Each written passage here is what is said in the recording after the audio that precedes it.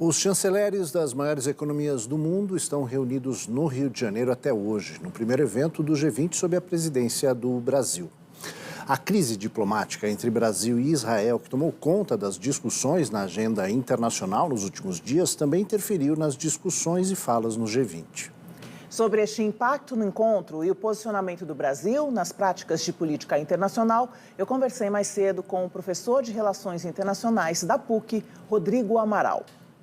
Acho que, em primeiro lugar, destacar que se trata do primeira reunião, primeiro encontro de chanceleres, líderes de ministério, chefes de Estado, né, dentro do âmbito da presidência brasileira no G20, né? Então, é uma primeira reunião que acontece aqui no Rio de Janeiro, né, na verdade, em 2 dias. Então, havia uma expectativa muito grande para saber quais eram os principais temas mediante aos tópicos destacados pelo Brasil. O primeiro deles seria a inclusão social, o combate à fome e à pobreza.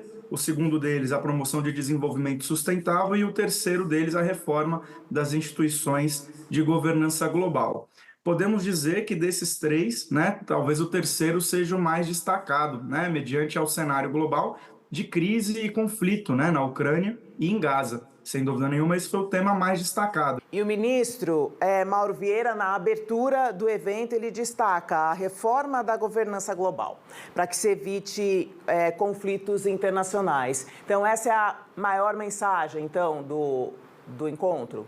Fica explícito a demanda brasileira, o posicionamento brasileiro por uma reforma, né, do sistema de segurança internacional, particularmente uma fala destacada, né, do nosso ministro da inaceitável paralisia do Conselho de Segurança, que não é a primeira vez na história que o Brasil destaca, né, essa paralisia, né, o Conselho de Segurança da ONU, que seria o órgão responsável por reorganizar e buscar soluções pacíficas e contra os conflitos internacionais, não tem conseguido lidar com as 2 maiores crises do nosso cenário contemporâneo, que é a guerra na Ucrânia e a guerra em Gaza, né? A guerra da Ucrânia, que completou nesse mês de fevereiro 2 anos, e a guerra em Gaza, que começou em outubro do ano passado e se estende com números absurdos, né? Quase 30 mil civis mortos, quase 12 mil crianças, né? Então, evidentemente, esse foi o tema fundamental, né? Eu destacaria também o papel da liderança brasileira, que tem se colocado, né, como uma liderança do Sul global, tem se colocado como uma voz dos países em desenvolvimento ou subdesenvolvidos, né, e o Brasil faz isso de diversas maneiras, né. Acho que o primeiro ponto é que, como presidente do G20, o Brasil pode convidar membros externos para essas reuniões, né, e fez isso convidando países como Angola, Egito, Emirados Árabes Unidos, Nigéria.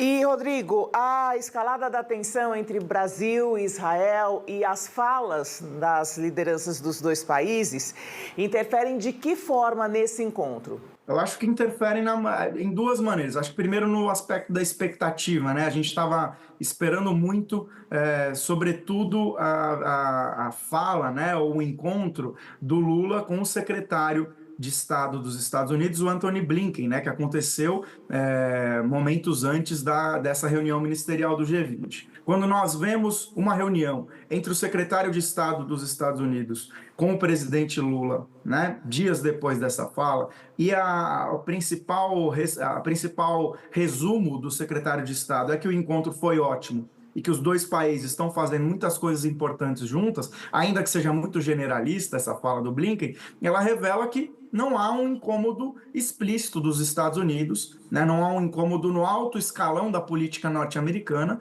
dessa postura brasileira de ser um ator ativo e altivo, né?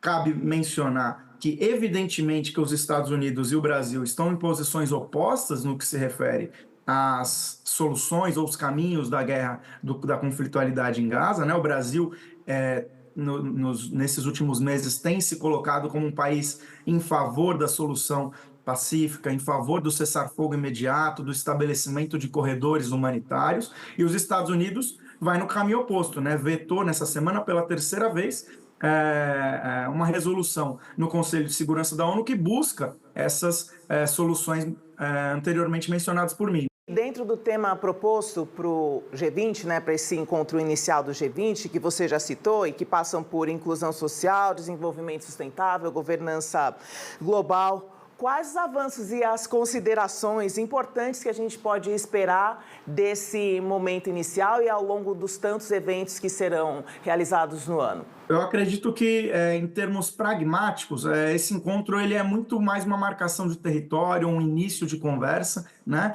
Acho que uma demonstração aí dos interesses principais, da forma como os principais estados, né, os mais ricos do mundo, estão observando a ordem internacional do que propriamente a execução de qualquer coisa imediata, né? O grande encontro esperado vai acontecer em novembro, né, desse ano.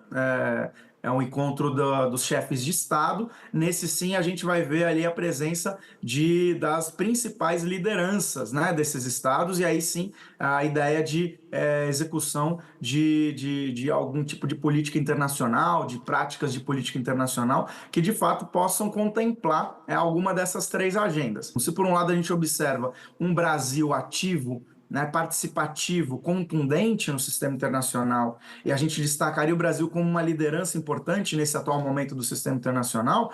Por outro lado, a gente não consegue observar grandes avanços práticos no sistema internacional, por diversas razões. Talvez a principal delas é porque a gente vive um estado de conflitualidade e a gente vive uma disputa hegemônica internacional que tem na sua cabeça, né, dois estados que se opõem de maneira explícita, né, Estados Unidos e China. E o Brasil, sem dúvida nenhuma, atua beirando esses dois, mediando esses dois, conversando com esses dois. Essa é a nossa postura e é isso que a gente observa do sistema internacional nesse exato momento.